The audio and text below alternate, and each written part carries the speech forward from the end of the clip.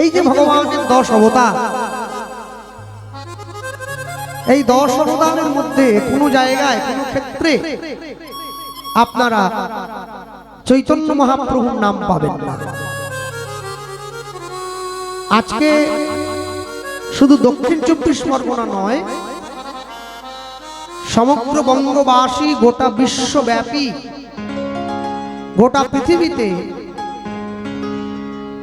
195টা দেশ আছে।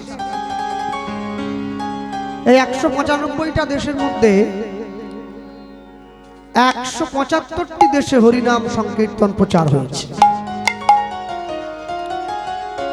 যে 175টি দেশে হরিনাম সংকীর্তন প্রচার হয়েছে, যে নাম আপনারা করেন, এই যে হরে কৃষ্ণ কৃষ্ণ কৃষ্ণ হরে হরে, হরে রাম রাম রাম হরে হরে, এই যে 175টা দেশে যে হরিনাম সংকীর্তন প্রচার হয়েছে, এই হরিনাম সংকীর্তন চৈতন্য মহাপ্রভুর দেওয়া। 175টি দেশে হরিনাম সংকীর্তন, যে হরিনাম সংকীর্তন আপনারা প্রত্যেকে গাইছেন, প্রত্যেকে শুনছেন, যাকে আপনারা মহামন্ত্র হরিনাম বলেন, এই হরে কৃষ্ণ কৃষ্ণ কৃষ্ণ হরে হরে, হরে রাম রাম রাম হরে হরে, এটি চৈতন্য মহাপ্রভুর দেওয়া। এটাও আপনারা জানেন সকলে। আচ্ছা, যে 10 অবতারের কথা আপনারা সকলে শুনেছেন, এই 10 অবতারের মধ্যে কিন্তু চৈতন্য মহাপ্রভুর নাম কোনো জায়গায় উল্লেখ করা নেই। মৎস্য, কুর্ম, বরাহ, নৃসিংহ, বামন, রাম, পরশুরাম, কৃষ্ণ, বুদ্ধ, কল্কি, এই হচ্ছে 10। তাহলে যে যে মহাপ্রভুর দেওয়া হরিনাম গোটা বিশ্বের মাটিতে প্রচার হয়েছে, তার নাম অবতারের মধ্যে নেই কেন? কি জন্য রাখা হলো না? তাহলে যারা অবতারবাদকে লিখেছেন তারা কি ইচ্ছাকৃত রাখলেন না? না। দেখবেন কীর্তনে হয়, অবতারের সার গোরা অবতার, কেননা চিনিলি তারে। আবার কেউ গায়ে, বড় অবতার ভাই বড় অবতার, পতিতের বিলা হলো প্রেমেরও ভান্ডার। আপনারা যে এখন এত রাত্রিতে বসে ঠান্ডার মধ্যে শুনছেন, কে যাবি ভাই ভবসিন্ধু পার, ধন্য কলি যুগ ধন্য চৈতন্য অবতার। এই যে অবতার শব্দটা বারবার প্রয়োগ করা হয়েছে, চৈতন্য মহাপ্রভু অবতার নন, চৈতন্য মহাপ্রভু হচ্ছেন অবতরী। তরী মানে হলো নৌকো। নৌকোতে চেপে যেমন নদীর এ প্রান্ত থেকে ও প্রান্ত পর্যন্ত অনায়াসে পার হয়ে যাওয়া যায়, ঠিক তেমনি চৈতন্য মহাপ্রভুর দেওয়ায় এই হরিনামের নৌকোতে চড়ে সংসারী জীব এই সংসার নদীটা অনায়াসে পার হয়ে যেতে পারে। এখন আমরা যখন ডায়মন্ড হারবারের গঙ্গা পার হই ভেসেলে চেপে বা নৌকোয় চেপে, তখন তো আমি দেখতে পাই যে আমি নদী পার হচ্ছি, নিচে জল, আমি ভেসেলের উপরে বসা। তাহলে আমি যে সংসার নদীটা পার হচ্ছি, কই সেটা তো আমি দেখতে পেলাম না। দেখুন, এই যে ছোট্ট বাচ্চা মেয়েটা বসে আছে, একটু আইসক্রিম খাচ্ছিল না, ওর এখন শৈশব। ও শৈশবের নদীটা পার করে কৈশোরের নদীতে পদার্পণ করবে। কৈশোর মানে ওই যে বসে আছে, কৈশোরের পর সেই নদী অতিক্রম করে ওর যৌবনে ও পদার্পণ করবে। তারপরে ওর জীবনের বার্ধক্য। দেখবেন যখন পুরোহিত ব্রাহ্মণ ঠাকুর কেউ মারা গেলে মৃত বাড়িতে শ্রাদ্ধ করতে হয়, আজকে তো কীর্তন দয়া মহোৎসব উপলক্ষে হচ্ছে, যখন মৃত বাড়িতে শ্রাদ্ধ হয়, সেই শ্রাদ্ধ করার সময় পুরোহিত মশাই বলে, তোমাকে এবার নদী পের হতে হবে। নদী মানে যাকে ব্রাহ্মণীয় ভাষায় বৈতরণী বলা হয়। বৈতরণী, বৈতরণী শব্দের মানে হলো রক্তের নদী। এবার বৈষ্ণব মহাজন বলছেন, ব্রাহ্মণীয় পরিভাষায় ওকে রক্তের নদী বলা হলেও বৈষ্ণবীয় পরিভাষায় ওকে বলা হয় কর্মফলের নদী। এমনও মানুষ আছে যে দুপুরবেলায় খেয়ে দিয়ে বিছানায় গিয়ে ঘুমিয়েছে, ঘুমানোর মধ্যে প্রাণটা চলে গেল, এটা একটা মরণ। এমনও মানুষ আছে যে 10 বছর বিছানায় পড়ে আছে, পায়খানা প্রস্রাব করে গায়ে মেখে নিচ্ছে, মরতে চায় কিন্তু মরে না, এটাও একটা জীবন। লোক বলে না, বলে তুমি মরার পরে তোমাকে সব হিসেব, মরার পরে নয়, বেঁচে থাকতে থাকতেই সব হিসেব দিয়ে দিতে হবে, এখানে কি করার কথা ছিল আর কি করলাম। হ্যাঁ, কেন? একজন সিনেমা আর্টিস্ট, সে একটা সিগারেট কোম্পানি অ্যাডভার্টাইজ দেয় টিভিতে, একটা মদের বোতল হাতে নিয়ে সে অ্যাডভার্টাইজ দেয়, সিগারেটের বোতল, সিগারেট মদের বোতল হাতে নিয়ে, তামাক গুটকা তিরঙ্গা হাতে নিয়ে সে বিজ্ঞাপন করে, কোটি কোটি টাকা নিয়ে নেয়, তার নিজস্ব বাড়ি গাড়ি তৈরি হয়। কিন্তু যখন একজন ধর্ম প্রচারক, সে ধর্ম প্রচার করতে এসে কিছুটা পয়সা নিয়ে গিয়ে সেই পয়সা দিয়ে কোনো গরিব মেয়ের বিয়ে দেয়, কোনো অনাথ আশ্রমে গিয়ে কিছুটা পয়সা দান করে, তখন সমাজ বলে ধর্ম নিয়ে ব্যবসা করছে।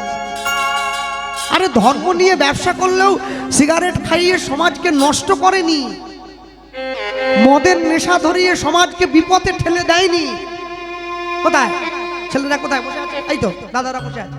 কি একটা হয় যে অজয় দেবগান দেখায় না, দানে দানে মে কেশর কা দম নাকি, ও জীবনে খেয়েছে বিমল না গুটকা না কি বলেন, ও খায়নি, যাতে আপনারা খান ও সেই ব্যবস্থা করছে, ও ছুঁয়েও দেখবে না। মানুষ, আমরা নিজ নিজ জীব, নিজ নিজ কর্ম ফলের আশে ছুটে যায়।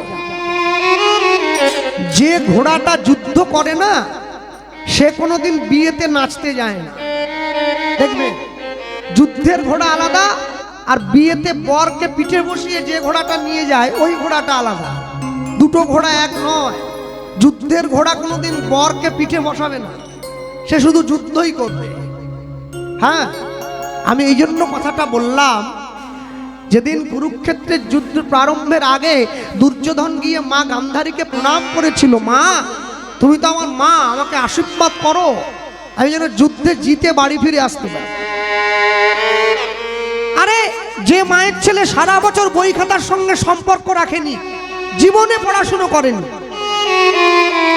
তার ছেলে যখন পরীক্ষার আগের দিন তার মাকে প্রণাম করতে যায়, তার মা দেখি ছেলের মাথায় হাত দিয়ে আশীর্বাদ করে, তুই অঙ্কে 100 পাবি, যা। মা জানে ও ফেল করবে, তবু আশীর্বাদ করছে, তুই 100 পাবি। আরে আপনারা তো মা বসে আছেন, মা হয়ে কোনোদিন সন্তানের ক্ষতি চায়? কোনোদিন চায় না। তা দুর্যোধন যখন গান্ধারীকে প্রণাম করতে গেল, গান্ধারীকে কে গান্ধারী না, নিজের গর্বে নিজের অহংকারে অন্ধ যে নারী, তার নাম গান্ধারী। কে দুর্যোধন না, দুর্জন বৃত্তি করে যে ধন উপার্জন করে, তার নাম দুর্যোধন। হ্যাঁ, তাহলে যখন ছেলে গিয়ে মায়ের পায়ে হাত দিয়ে প্রণাম করছে, মা তুমি আমাকে আশীর্বাদ করো, আমি যেন যুদ্ধে জিতে বাড়ি আসতে পারি, গান্ধারী কিন্তু একবারও বলল না যে দুর্যোধন তোর জয় হবে, তুই যা। এই হচ্ছে আসল মা। যখন ছেলে গিয়ে মাকে প্রণাম করলো, মা অমনি সঙ্গে সঙ্গে দুর্যোধনের মাথায় হাত রেখে আশীর্বাদ করছে, দুর্যোধন এই কুরুক্ষেত্রের যুদ্ধ তোমার অপারেশন সিন্দুর নয়, তুই একবার জিতেই বাড়ি আসবি। আরে কারগিলের যুদ্ধ নয়, এটা হচ্ছে ধর্মযুদ্ধ। তা আমি তোকে আশীর্বাদ করছি, ধর্মপক্ষের হবে জয়, যে পক্ষে শ্রীকৃষ্ণ রয়। যেই মা গান্ধারী এই কথা নিজের সন্তানের মাথায় হাত দিয়ে বলল, ছেলে হয়ে মাকে দাঁড়িয়ে বলছে, মা তুমি আমার কেমন মা, তুমি কেমন মা, তুমি মা হয়ে, কৃষ্ণ তো পাণ্ডবদের পক্ষে আছে, তুমি তাদের পক্ষকে জেতার কথা বলছো। মা পাণ্ডবরা যদি জিতে যায়, যে পক্ষে কৃষ্ণ আছে, তাহলে তো আমি হেরেই যাব। মা মা গান্ধারী উত্তর দিচ্ছে, পাণ্ডবরা জিতলেও তুই জিতবি, পাণ্ডবরা হারলেও তুই জিতবি, আর কৃষ্ণ যে পক্ষেই থাকুক না কেন, জিতটা তোরই হবে। তখন দুর্যোধন বলছে, মা তুমি কি করে কথা বললে, কৃষ্ণ তো আমার দলেই নেই, তাহলে আমি কি করে জিতবো? মা বলছে তুই কৃষ্ণের চরণ লাভ করবি, এর থেকে বড় জিত জগতে আর কি আছে রে? এর থেকে বড় জয় জগতে আর কিছু হবে বলে আমার মনে হয় না খোকা। তুই যে কৃষ্ণের সম্মুখে দাঁড়িয়ে যুদ্ধ করার মতো সৌভাগ্য অর্জন করলি, এটাই তোর কাছে জেতার থেকে কোনো অংশে কম নয়। ভগবানের সঙ্গে কেউ যদি শত্রুতাও করে এটাও তার মঙ্গল, কেননা এতেও সে ভগবানকে অর্জন করতে পারে, ভগবানকে লাভ করতে পারে। কে যাবি ভাই ভবসিন্ধু পার, ধন্য কলি যুগ ধন্য চৈতন্য অবতার। চৈতন্য মহাপ্রভু এসে কলিযুগের মানুষকে ধন্য করেছে। হ্যাঁ, তা না হলে আগে হরিনাম দিনের বেলায় হতো, রাত্রিবেলায় হতো না। এখন দিন রাত এক করে কোনো সময় নেই। 2 দিন 3 দিন 4 দিন, যে কমিটির বেশি টাকা আছে 7 দিন ধরে কীর্তন করাচ্ছে। হ্যাঁ, এটা মহাপ্রভু দিয়েছেন।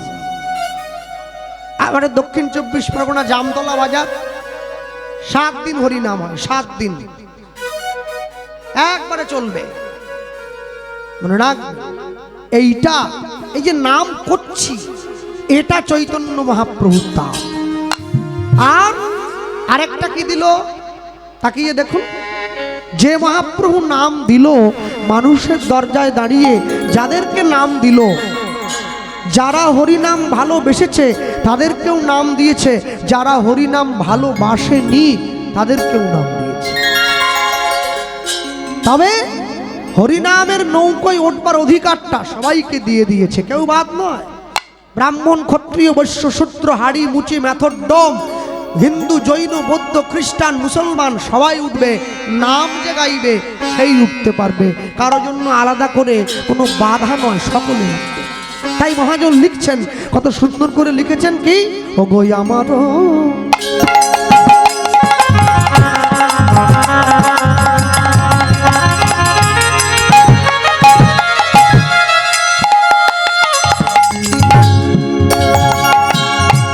ওগো আমারও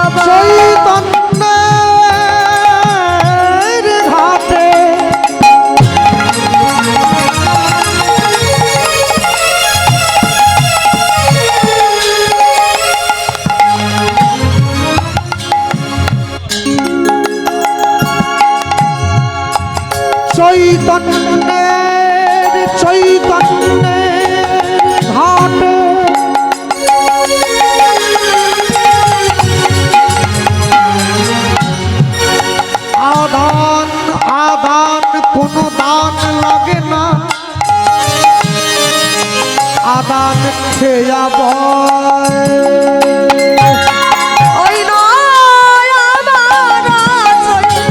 অনুধ্বনি হৃদয় গৌর হরিব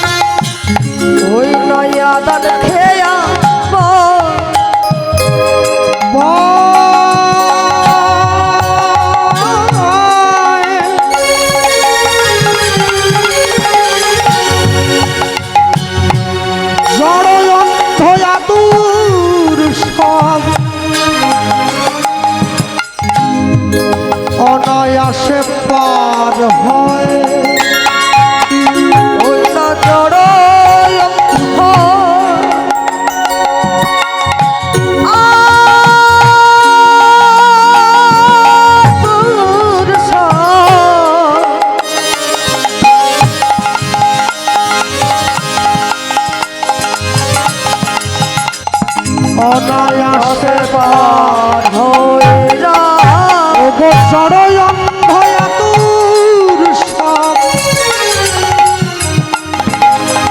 অনায়াসে পার হয় ওই না জড়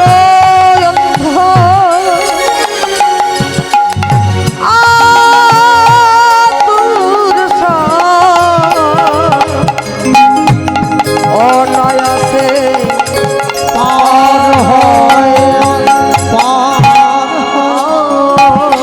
সে যে লয়ে হরি নামের তরি সে লয়ে হরি নামের তরি সে যে লয়ে হরি নামের তরি সে লয়ে হরি নামের তরি ও যে নদী আছে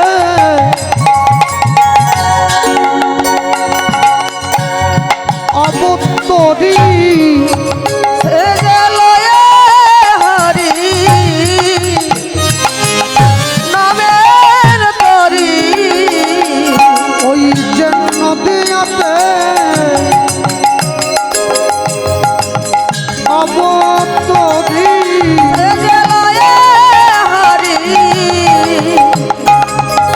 নামের তরি জীবের হাতে ধরিয়ান পায়ে পড়ি সে লয়ে হরি নামের তরি ওই যে নাম সংকীর্তন প্রচার করি লয়ে হরি নামের তরি ওই যে পদের সার গৌর হরি হরি হরি নামের তরি মোদের লয়ে লয়ে হরি নামের তরি সে লয়ে হরি নামের তরি ওই জয় অন্ধ আতুর সব অনায়াসে পার হয় জড়য়ন্ধ আতুর সব অনায়াসে পার হয়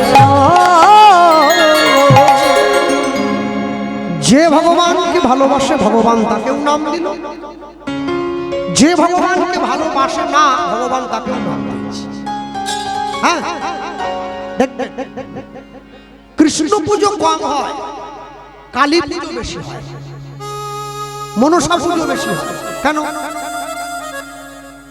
কালী পুজোতে যতটা খোলাভাবে মদ খাওয়া যায় কৃষ্ণ পুজোতে যায় না একটু বাধা আছে লোকে বকা দেয় এই, এই, আজকে মহাপ্রভু এসেছে গ্রামে নেপালগঞ্জে এই জামতলায় মহাপ্রভুর ঘট করে তো মদ খাচ্ছিস এই, বাধা এসে গেল।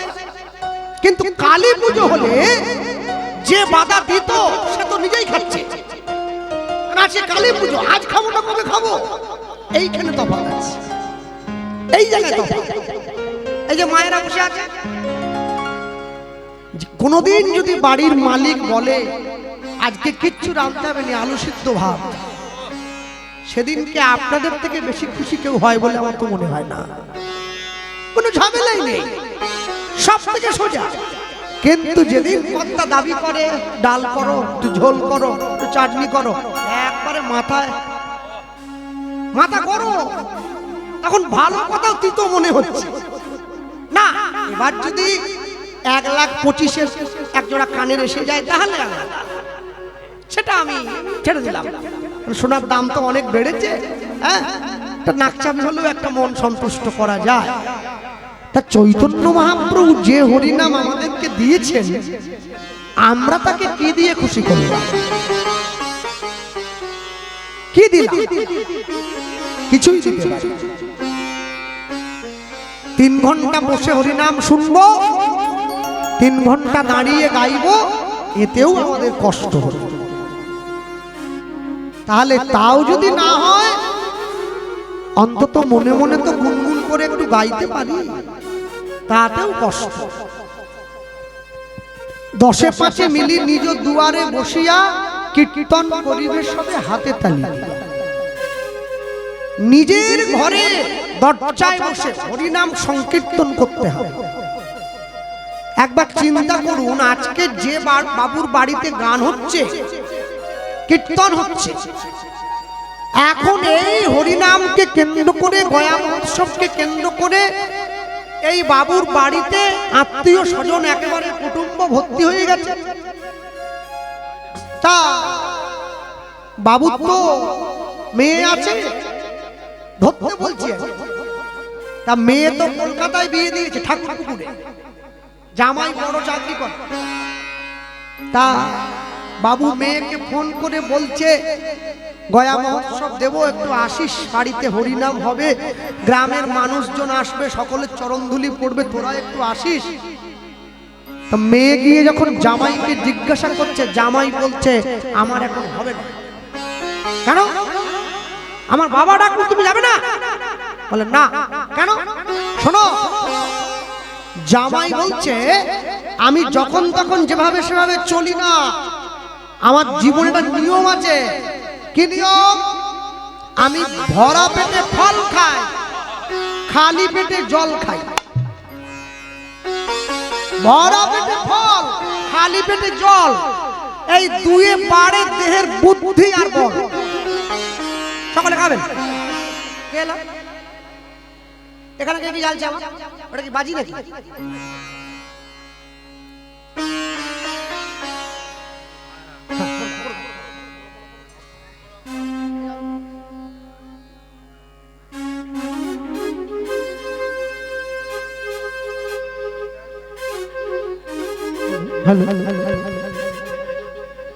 জয়নিতাই, জয়নিতাই। তো যখনই এই কথা বলে বসলো, সঙ্গে সঙ্গে বাবা হয়ে মেয়েকে বলছে, মা রে তুই কোনো চিন্তা করিস না, তুই জামাইকে নিয়ে এসে পড়, আমি সব ব্যবস্থা করব। মেয়ে জামাই এসে পড়েছে নির্দিষ্ট দিনে, একেবারে নেপালগঞ্জ বাজার থেকে এক বস্তা ফল এনে মেয়ের হাতে দিয়ে বলছে, জামাই যেগুলো খেতে ভালোবাসে, দুপুরবেলা ভাত খাওয়ার পরে জামাই যখন বিশ্রাম করবে তুই কেটে জামাইকে দিবি। আমার একটা জামাই বলে আশ্চর্য কি জানি, দুপুরবেলা জামাই যখন খাওয়া দাওয়ার পরে বিশ্রাম করছে, মেয়ে যেই ফলটা কেটে জামাইকে দিচ্ছে সেটাই টক। একবার, দুবার, তিনবার, তিনবারের বার যখন ফল টক লাগলো, জামাই এবারে মেয়ের মুখের দিকে ফলের থালাটা এগিয়ে দিয়ে বলছে, ছি ছি ছি ছি, তোমার বাবা আমাকে দেবে না দেবে না না বলে নিতে পারত, এইরকম কম দামে টক ফলগুলো এনে দিল। বাবা মায়ের অপমান কোনো ছেলে মেয়ে সহ্য করতে পারে না। তো মেয়ের চোখে জল এসেছে, বাবার কাছে গিয়ে বলছে, বাবা তুমি তোমার জামাইকে এরকম টক ফলগুলো এনে দিলে, কি বলছিস রে মা? বাবা যখন সেই ঝুড়ি থেকে একটা ফল দিয়ে কেটে মুখে দিয়েছে, দেখছে সত্যি সত্যি তো বড় টক লাগছে। সোজা ফলের ব্যাগটা নিয়ে ফলের দোকানে গিয়ে দোকানদারের সামনে দাঁড়িয়ে বলছে, তোমার দোকান আমি লাগিয়ে দেবো। হে কেন? আমি তোমার কাছে ফল কিনে নিয়ে গেছি, তুমি আমার কাছে পয়সা বেশি নিয়েছো, আর এরকম টক টক ফলগুলো দিয়েছো, তোমার লজ্জা করে না? দোকানদার হাত জোড়ো করে দাঁড়িয়ে বলছে, বাবু ফল আমি আপনাকে দেইনি। মিথ্যে বলবি না, সত্যি বল। বাবু সত্যি বলছি, ফল আমি। তুই দিস নাকি? পাড়ার লোকে এসে দিল। যখনই দোকানদারের সঙ্গে দুটো চারটে কথা কাটাকাটি হচ্ছে, বাজারের বাকি দোকানদাররা ভিড় করেছে। বাবু যত বলে পারিষদ বলে তার শতগুণ। 2 বিঘা জমি, বিশ্বকবি রবীন্দ্রনাথ ছুটে এসেছে, দাঁড়া ওকে স্বীকার করতে দাও, ফল আমি নেইনি, ও দিয়েছে। দোকানদার হাত জোড়ো করে বলছে, বাবু এখনো আপনাকে বলছি ফল আমি আপনাকে দেইনি, তবে আমি একবারও অস্বীকার করিনি যে ফলটা আমার দোকানের নয়। আমার দোকানের ফল, কিন্তু আমি দেইনি, আপনি বেছে নিয়ে গেছেন। আপনি যদি বিশ্বাস করে আপনার ফলের ব্যাগটা আমার হাতে দিয়ে বলতেন যে দোকানদার যে ফলটা ভালো হবে তুমি ব্যাগে দাও, আমি কি না দিয়ে ছাড়তাম? তা তো করেননি। নিজে বেছে নিয়ে গেছে। তাহলে আপনার বেছে নেওয়া ফল যদি টক হয় বাবু, সে দোষ কি আমার? বিরাট বড় বিশ্ব ব্রহ্মাণ্ডে ভগবান একটা ফলের দোকান সাজিয়ে বসেছে, যে দোকানটার নাম হচ্ছে কর্মফলের দোকান। মাতৃগর্ভ থেকে পৃথিবীতে আসার সময় আমরা সকলে কর্মফলের ভাণ্ডটা ভর্তি করে চকচক করতে দেখা দুঃখের ফলগুলো নিয়ে ঘরে ফিরে এসেছি। ভগবানের দোকানে দু রকমের ফল পাওয়া যায়, একটা সুখের, একটা দুঃখের। সুখের ফলটা দেখতে খারাপ, খেতে বড় ভালো। আর দুঃখের ফলটা দেখতে বড় চকচকে হয়, খেতে খুব খারাপ হয়। আমরা দুঃখের ফলগুলো নিলাম। ছেলে আমার, মেয়ে আমার, বাড়ি আমার, টাকা আমার, পয়সা আমার। আমি কোনোদিনও চিন্তা করিনি সব যদি আমার, তবে আমি কার? এখানে এসে আমি যে ফলটা মুখে দিচ্ছি সেটাই তো টক লাগছে। ভগবানকে দোষ দিলাম, ফলের দোকানদারকে। তুমি আমাকে খারাপ ফলগুলো কেন দিলে? ভগবান বলে আমি দেইনি, তুমি বেছে নিয়ে গেছো। নিতাই গৌর হরি বল, হরি বল। তুমি যদি তোমার ফলের ভাণ্ডটা আমার হাতে দিয়ে বলতে, যেটা ভালো আমার ব্যাগে দাও, তখন যদি আমি খারাপ দিতাম, তুমি তখন আমাকে দোষ দিতে। তুমি তো দাওনি। তোমার ফল তুমি নিয়ে গেছো, তোমার বেছে নেওয়া ফল যদি খারাপ হয়, সে দোষ কি আমার? আমরা কর্মফলের ভাণ্ডটা শেষ করে যখন পরপারে যাওয়ার সময় হয়, আমাদের সম্মুখে একজন এসে দাঁড়ায়, তাও চেষ্টা হয়। তিনি কে? তিনি হচ্ছেন আমাদের সকলার গুরুদেব। যে যাকে ভালোবাসে, যে কালীকে ভালোবাসে, শিবকে ভালোবাসে, কৃষ্ণকে ভালোবাসে, যাকে খুশি ভালোবাসুক, প্রত্যেকের একটা করে মালিক থাকা উচিত বলে আমি মনে করি। যে লোকটার মালিক নেই, মানে যে কর্মচারীর মালিক নেই, ও যে কোনো মুহূর্তে যা কিছু হয়ে যেতে পারে। তাই মালিক একটা ধরে রাখবেন, যাকে খুশি আপনার, যাকে ইচ্ছে হয়। সামনে গিয়ে যখন দাঁড়িয়ে প্রশ্ন করলো, প্রশ্ন মহাজন লিখছেন, আমাদের গুরুদেব আমাদের মালিক হিসাবে পাঠিয়েছেন ভগবানকে হাতে নিয়ে। হরি নামের নৌকা শ্রী গুরু কান্ডারি, হরি নামের নৌকো খানি শ্রী গুরু কান্ডারি। হরি নামে নৌকো খানি শ্রী গুরু কান্ডারি। হরি নামের নৌকো খানি শ্রী গুরু কান্ডারি। সংকীর্তন করা বলো দু বাহু প্রসাদী তাই। আর সংকীর্তন করবা দুবাহু প্রসাদী। ওই না সংকীর্তন করা হলো দু বাহু প্রসাদী। সংকীর্তন করো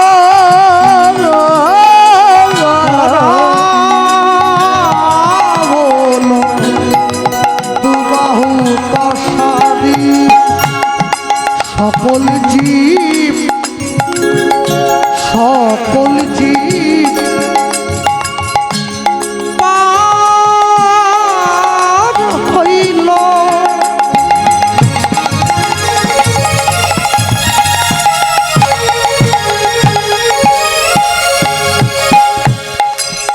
প্রেমের বাতাসে লোচন দাস পৌরিয়া রইল। আপনার দোষে হইল সকল জীব সকল জীব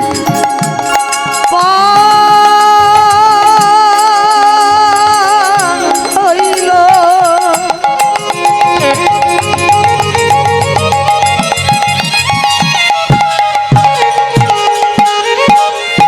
ওই না প্রেমের বাতাসে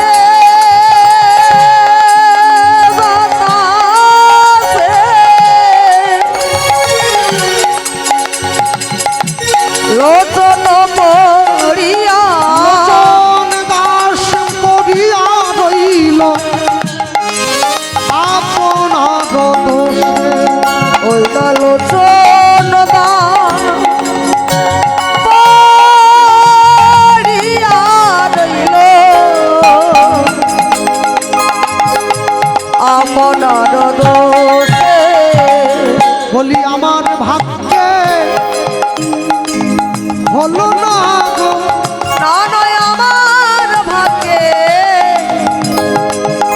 হলো না গো ওই নয় আমার ভাগ্যে হলো না গো না নয় আমার ভাগ্যে হলো না গো বলি সবাই তোমার নাম নিল না নয় আমার ভাগ্যে হলো না গো বলি আমি পতিত রইলাম পড়ে না নয় আমার ভাগ্যে হলো না গো বলি আমি পতিত রইলাম পড়ে আমার ভাগ্যে হলো না গো এমন পতিত কারণ অবতারে আমার ভাগ্যে হলো না গো তোমার নাম বুঝি নেওয়া হলো না হরি আমার ভাগ্যে হলো না গো নাম নিয়ে না হলো না আমার ভাগ্যে হলো না গো না না আমার ভাগ্যে হলো না গো আলোচন দাস পড়িয়া রইল আপনার দোষে ওই আলোচন না পড়িয়া রইল আপনার দোষ ওই আলোচন না পড়িয়া রইল আপনার দোষে। যে ভগবানকে ভালোবাসে ভগবান তাকেও নাম দিল, যে ভগবানকে ভালোবাসে না ভগবান তাকেও নাম দিল। যার ইচ্ছা হয়েছে সে নাম নিয়েছে, যার ইচ্ছা হয় না সে নাম নেয়। আশ্চর্য কি, যে ভগবানকে ভালোবাসে সে যখন ভগবানের নাম নিয়েছে সে ভগবানের নাম ভক্তি শ্রদ্ধা সহকারে নিল।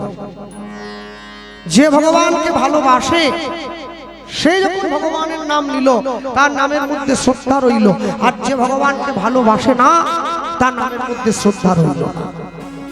হ্যাঁ, একটা কদিন পরে তো বড় একটা পুজো আসছে নাকি, বসি আপনাদের বসায় কার্তিক পুজোর কথা বলছে, ঠাকুর ঠাকুর বসায় কেন বসায় আগে?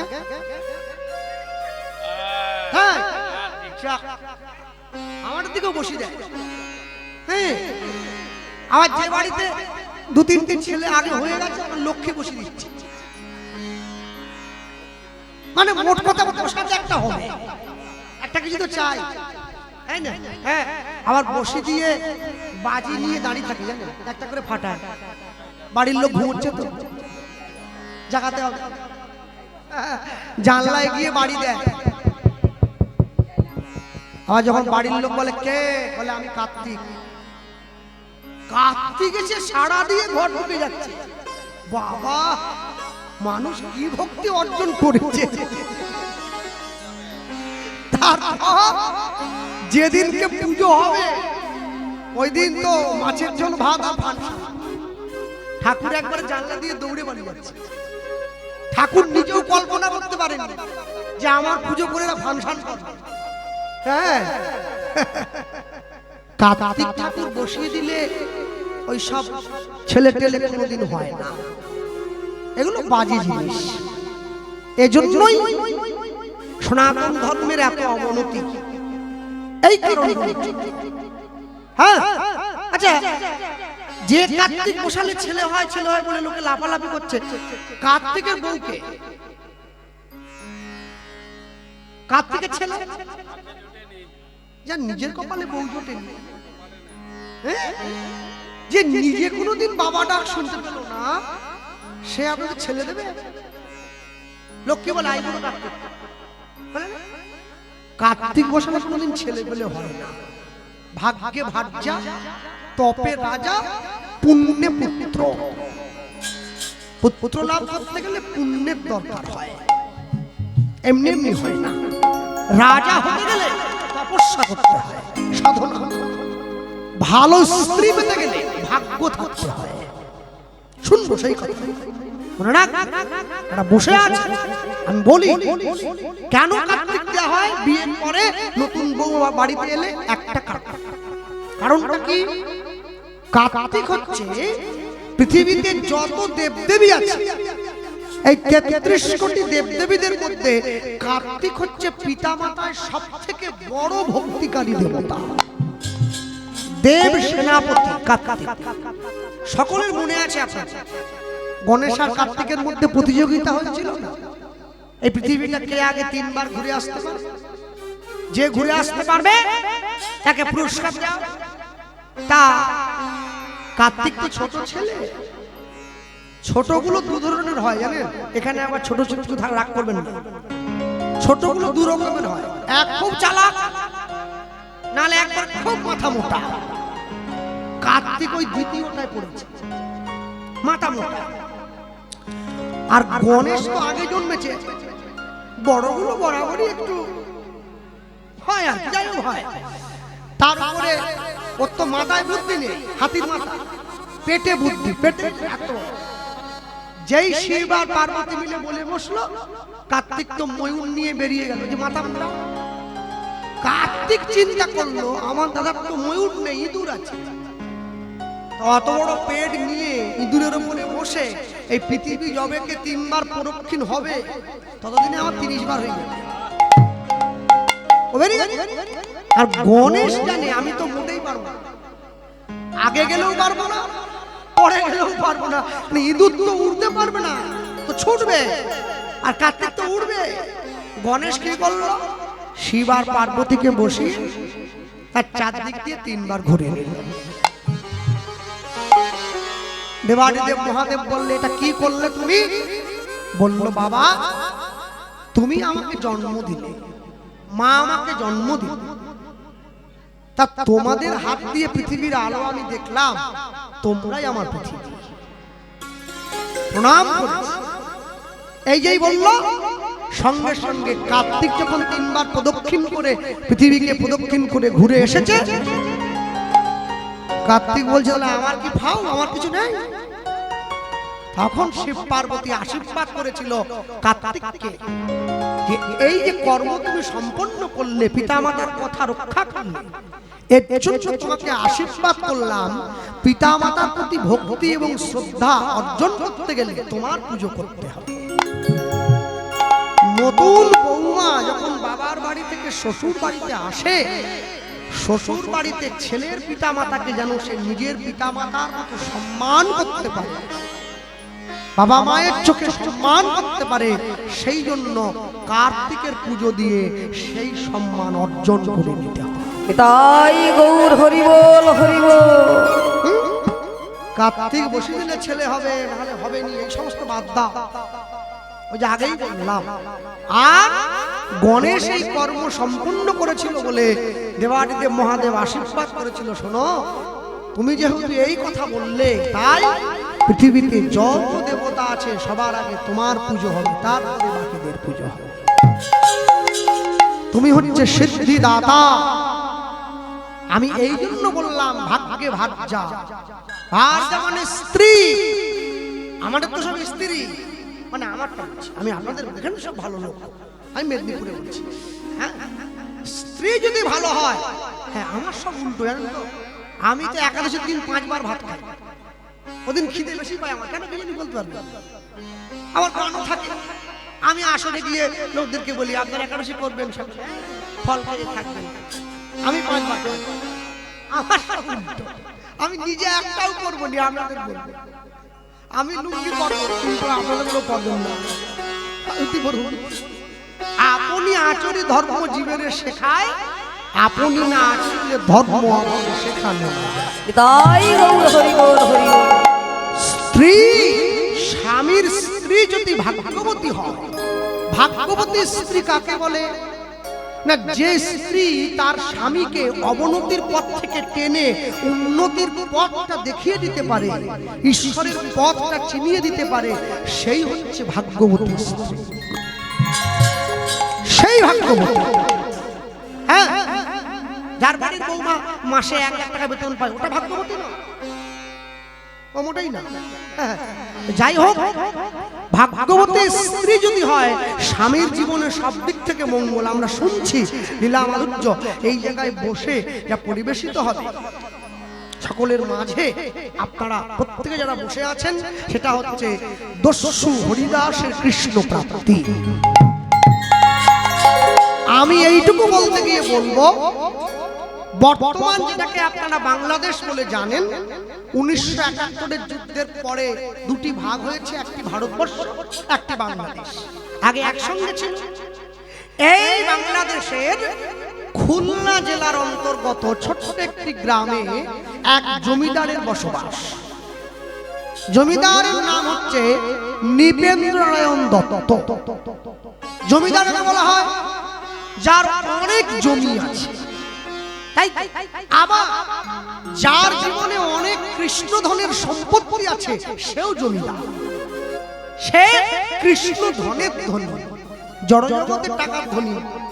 বৃন্দাবনে প্রেমানন্দ মহারাজ দুটো কিডনি ধনী, সে হচ্ছে কৃষ্ণ ধনের ধনী। সে টাকার কাছে যায়, টাকা তার কাছে যায়। আমরা টাকার কাছে যাই, টাকা আসে, তাও সবসময় আসে না। হ্যাঁ, যে টাকায় কথা হয় কমিটি 5 টাকা কম, দাদা একটু কম এসে গেল, আর সে বসে আছে, টাকা তার কাছে যাচ্ছে। এটা হচ্ছে কৃষ্ণধনের জমিদারির সঙ্গে আমাদের জমিদারির তফাৎ। তাই গৌর হরি বল হরি বল। হ্যাঁ, দেখবেন আমার দাদু বলতেন, কেউ যদি সুন্দরী মেয়ে হয়, সুন্দরী দেখতে যদি কোনো বাড়ির বউ হয়, তাকে মানে রঙিন রঙিন কাপড় পরতে, সে যেটা পরে সেটাই সুন্দর। কেন? সেটা নিজে সুন্দর। আর যে দেখতে একবারে ওই হাড়ির মতো, সে যাই ঘষুক মন আপনার উঠবে না। মানে কি একটা ব্যাপার, ছবি তুলছে ক্যাটক্যাটে ব্যাপার, ওই এসেই যায়। কত মেকআপ টেকআপ করে, কত রঙিন টঙিন করে, যে কেককে নিয়ে দেখতে। এই যে আমার আগে যে মমিতাদি গাই, একটা শাড়ি পরলেই সুন্দর, সুন্দর ব্যাপারটাই আলাদা। তার নৃপেন্দ্রনারায়ণের অনেক সম্পত্তি, অনেক জমিদারি, কিন্তু এই জমিদার ছিলেন নাস্তিক। নাস্তিক মানে ভগবানে বিশ্বাস করতেন না। তিনি মনে জায়গা দিয়েছিলেন, পৃথিবীতে ভাগ্য বলে কিছু হয় না, কর্মই সব। তার স্ত্রীর নাম ছিলেন সরলাবালা দেবী। তিনি ছিলেন অত্যাধিক কৃষ্ণ ভক্ত। ভগবানের বিচারটা এরকম দেখবেন, একটা সংসারে বাবা মা কাকু জেঠু দাদু সকলে ভগবানকে ভালোবাসে। একটা ছেলে পাঠিয়েছে, একটা নাতি, ওইটা মাতাল, পুরো বংশটাকে টেনে নামিয়ে দিচ্ছে। আবার একটা সংসারে সকলে ভালো, একটা ছেলে আছে যে আরো ভালো, সে পুরো বংশের মুখ উজ্জ্বল করছে। এটাই ঈশ্বরের সৃষ্টি, এটাই তার বিধান। জীবনে ভগবানের সঙ্গে আমরা কেউ চুক্তি করে আসিনি যে প্রভু আমরা সব সময় গোলাপটা নেব কিন্তু কাঁটাটা নেব না। দুটোই নিতে হবে, কাঁটাটা এবং গোলাপটা দুটো।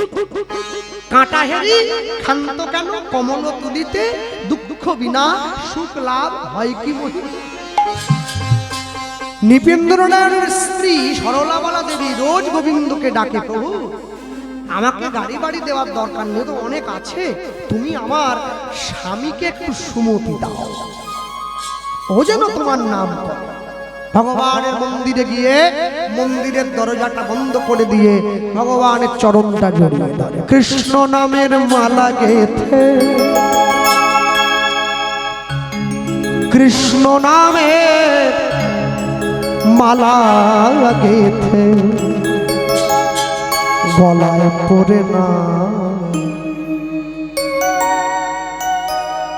রাধা নাম সাদাবাসী সুর ভরে না। উলুধ্বনি হরিব কৃষ্ণ নামে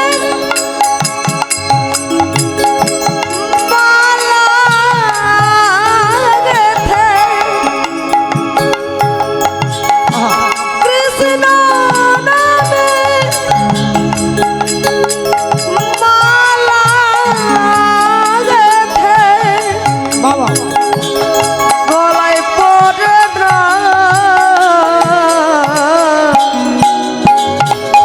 রাধা নাম সাদাবাসী সুর ভরে না।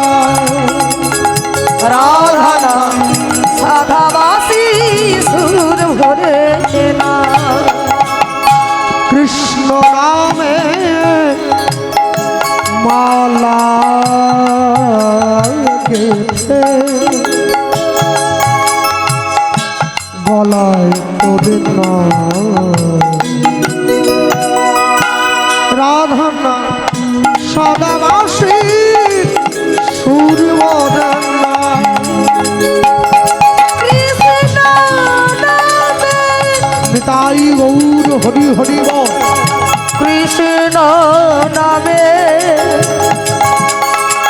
কৃষ্ণ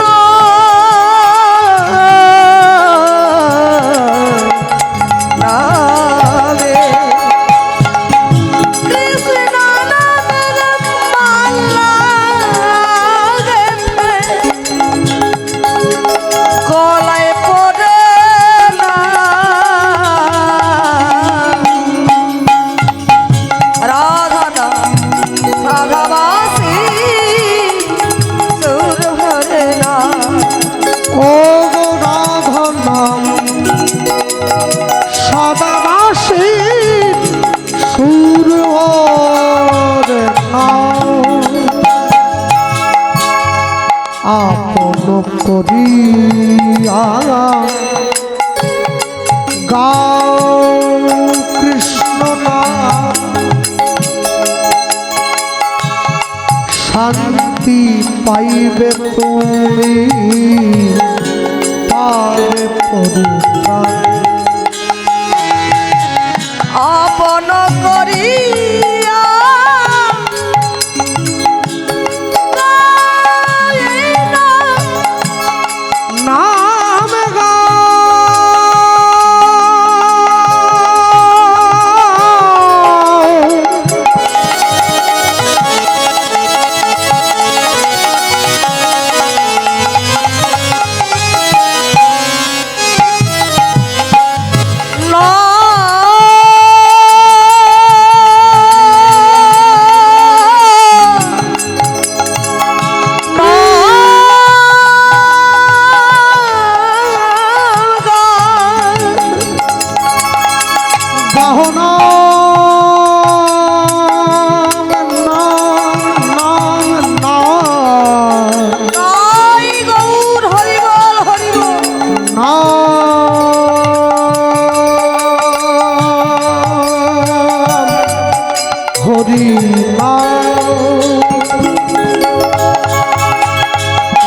আপন করিয়া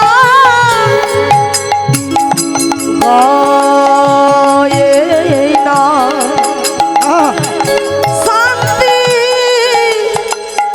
পাইবে তুমি পাবে পরিত্রাণ।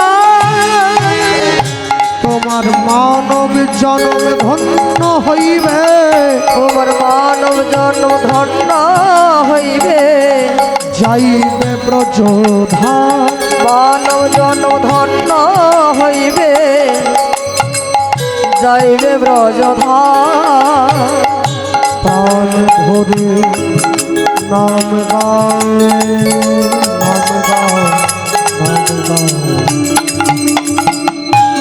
রাধা নাম রাধাবাসী তাই গৌর হরি হরি গৌর হরে নাম রাধা নাম সদাবাসী সুরবর নাম আয়না কৃষ্ণ নামে মালা গেথে কৃষ্ণ নামে মালা গেথে গলায় পড়ে না রাধা নাম